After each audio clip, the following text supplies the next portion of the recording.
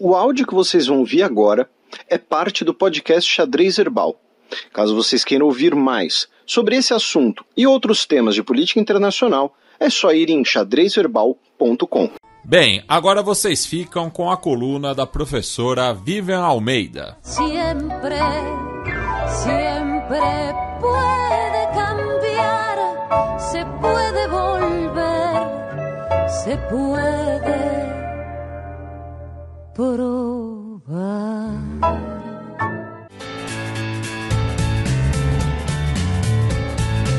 Gambito da Dama. Olá, pessoal. Espero que estejam todos bem. Hoje eu quero fazer uma espécie de continuação da coluna passada, adicionando uma camadinha aí de análise do GPT, que já é tão famoso quanto controverso. Mas eu acho que é super legal a gente falar, assim, esse é notoriamente um assunto que eu gosto muito de falar, né, sobre o futuro do trabalho, sobre o futuro das relações sociais, sobre como a gente pode, de alguma forma, olhar para as transformações e ainda que seja um exercício quase inútil, né, porque as transformações elas vão mudando à medida que a gente vai avançando, mas que essa espécie de previsão nos auxilia a saber como que a gente se acomoda dentro de um mundo tão dinâmico. Na semana passada eu falei sobre o trabalho sombra, o acúmulo dos trabalhos, que na verdade o acúmulo das atividades cotidianas que antes caracterizavam trabalhos remunerados, funções exercidas por pessoas, mas que com o avanço das empresas, da forma que se estruturaram, principalmente as empresas de tecnologia, fazem uma espécie de transferência dessas atividades e parte do trabalho, parte dos custos para nós consumidores, né? O exemplo da Netflix, enfim, uma série de exemplos em que é tangível o quanto nós assumimos responsabilidades que, se olhadas uma a uma, são absolutamente rápidas e triviais de resolver, mas tal qual um engarrafamento numa via, numa avenida, se um carro não faz diferença, 3.000 carros acabam engarrafando e atravancando toda a evolução do processo. Então, eu falei sobre isso, mas eu queria fazer um adicional dessa análise, que é a desigualdade com a qual a gente recebe as tecnologias a partir das nossas diferenças. Por que eu estou dizendo isso? Assim, o trabalho sombra ele afeta todo mundo, estamos todos exaustos, e falei muito sobre o lado do consumidor, mas queria trazer um lado da perspectiva do produtor, como isso, de alguma forma, afeta de modo desigual o pequeno, o médio, o grande empresário, porque dentro de uma estrutura mais robusta, uma estrutura com uma capacidade gerencial estabelecida dentro dos limites da empresa, a tecnologia tende a acelerar muito a produtividade, né? Porque você tem material físico e humano para receber essa tecnologia e transformá-la quase que 100% no aumento de produtividade. Ao passo que empresas com menos capacidade tecnológica ou empresas não só com menos capacidade tecnológica, mas menos complexas, com menos pessoas, acumulam essas funções e isso pode, ao invés de aumentar a produtividade, reduzir a produtividade dessas empresas. E tal qual isso acontece no âmbito tanto das organizações produtivas quanto dos consumidores, isso de alguma forma também é observado em atividades que nós aqui em países latino-americanos, em países em desenvolvimento, mais em desenvolvimento necessariamente, já observamos há bastante tempo. Então, o desenvolvimento de tecnologias agrícolas, que são muitas vezes... O Brasil, assim, é até difícil falar isso no Brasil, porque a gente, né, nesse caso, nem é tão afetado. Quer dizer, é afetado, mas menos, né? Temos aí a Embrapa como uma referência. Mas desenvolvimento de tecnologias agrícolas, de combate a pestes, ou no âmbito da saúde, por exemplo, né? Desenvolvimento de vacinas, de combate a doenças. Isso tudo, de alguma forma, tem uma relação muito natural, muito óbvia da gente perceber que há uma aderência maior a partir por, primeiro, quem recebe esses investimentos e quem tem maior condição de receber esses investimentos pelo seu estágio de desenvolvimento. Tanto as pesquisas e o avanço tecnológico, elas não são isentas, elas não são ideologicamente neutras, e elas, de alguma forma, estão associadas a quem as financia, quanto elas também são desenvolvidas para, de alguma forma, quem tem mais capacidade de absorver. E isso faz com que, ainda que a gente possa, através, né, do conhecimento, através aí do mercado de ideias, ser beneficiado pela tecnologia, ao mesmo tempo a gente não é de uma forma equânime, a gente não é de uma forma equitativa.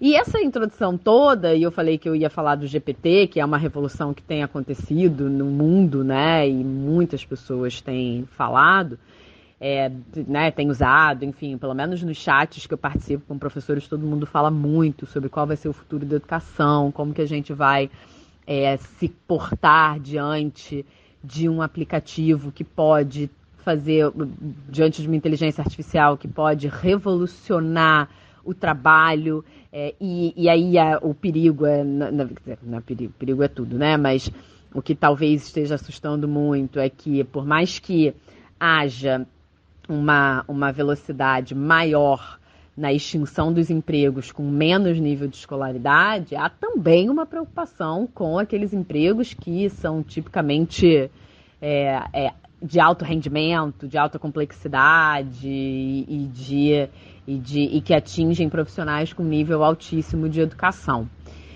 Então, assim, grande parte dessa preocupação com o uso do GPT, ele está também associado ao que eu falei no início, a forma como a gente usa e a forma como a gente absorve e reproduz conhecimento.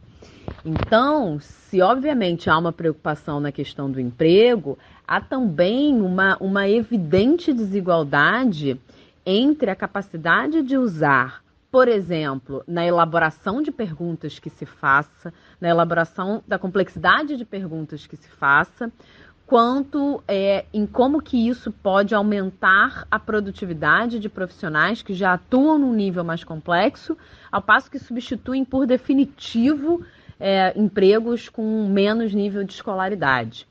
E mais do que isso, assim, como você pensar num sistema educacional que já é um reprodutor louco de desigualdades, mundo afora, né? Assim, é importante a gente falar sobre isso, isso não é específico no Brasil. O sistema educacional nos Estados Unidos é um reprodutor de desigualdade, né? Eu falo dos Estados Unidos porque ainda se tem muito, acho que os ouvintes aqui menos, né? Mas ainda se tem muita ideia de uma referência, de um benchmark em absolutamente tudo.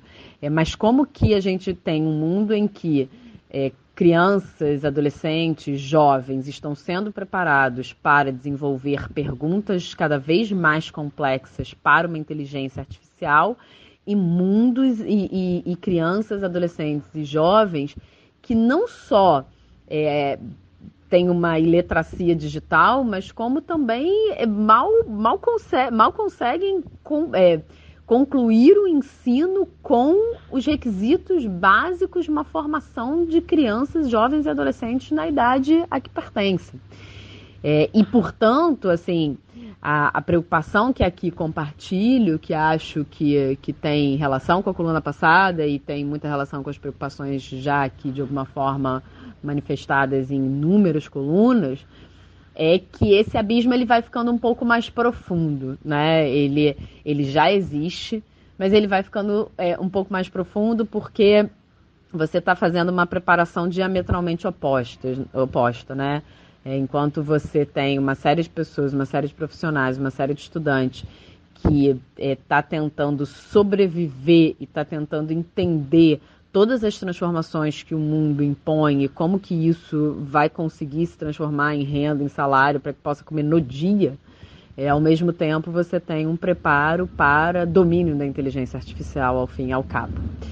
Então, assim, eu acho que o GPT é uma inovação disruptiva, é uma forma da gente perceber, sim, a substitutibilidade, inclusive de atividades mais complexas, de atividades de profissionais com alto nível educacional, mas é também, de alguma forma, uma sinalização de uma discussão sobre qual deve ser as nossas relações com o trabalho, qual deve ser quais devem ser as nossas relações com o trabalho e como que a gente pode transformar a tecnologia, que em tese é neutra, mas que impacta as nossas vidas de forma nada neutra, muito pelo contrário.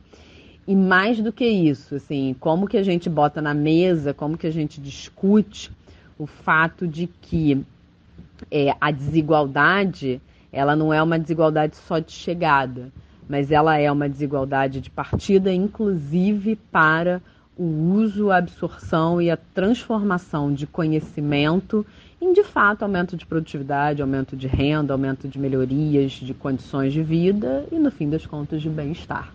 Eu acho que todos esses exemplos, né, que eu trouxe na semana passada e hoje, o preço sombra para consumidores e produtores, trabalho sombra para consumidores, para a diferença entre pequenos, médios e grandes produtores, para o uso, por exemplo, o desenvolvimento de pesquisa e como é direcionado, em geral, para países mais desenvolvidos, seja no campo, seja na saúde, seja na educação, e, portanto, a absorção